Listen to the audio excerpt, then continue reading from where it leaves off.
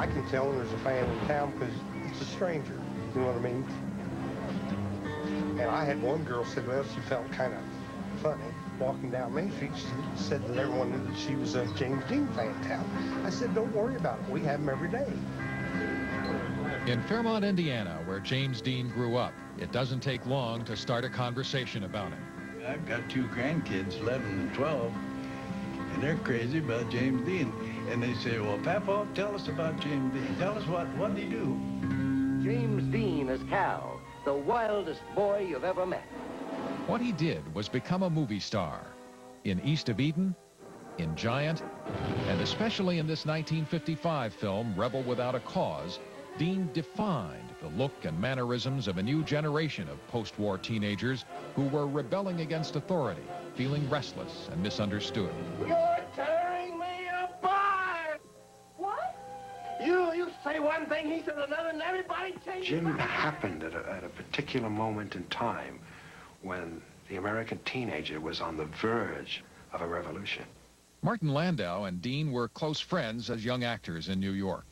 You're talking about somebody who looked like an all-American boy who had all manner of unrest inside. And Jim, I think all of us had that, but it sort of struck a note. Come on, let's go see what we're driving.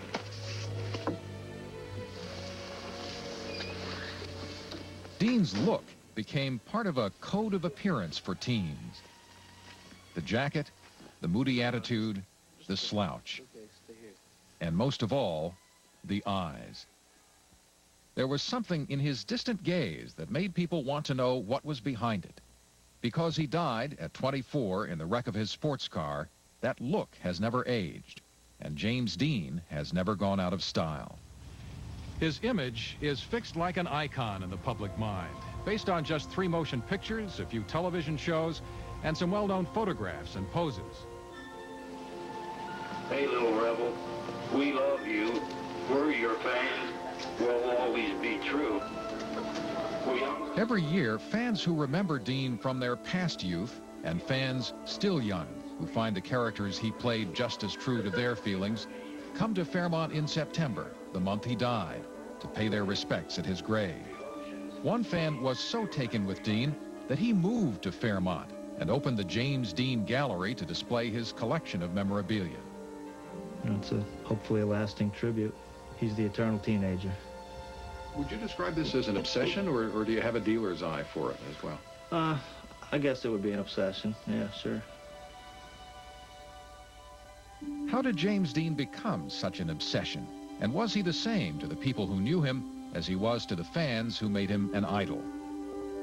That portrait still changes, depending on who remembers him and from when. He was raised on this farm, taken in by his aunt and uncle after the death of his mother. Marcus Winslow was Dean's young cousin, whose memories are straightforward and warm.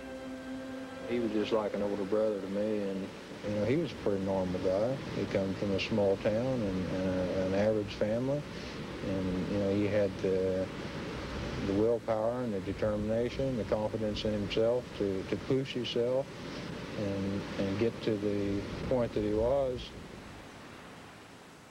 The place where Dean gave his first public performances, the old Fairmont, Indiana High School, is vacant and falling apart now.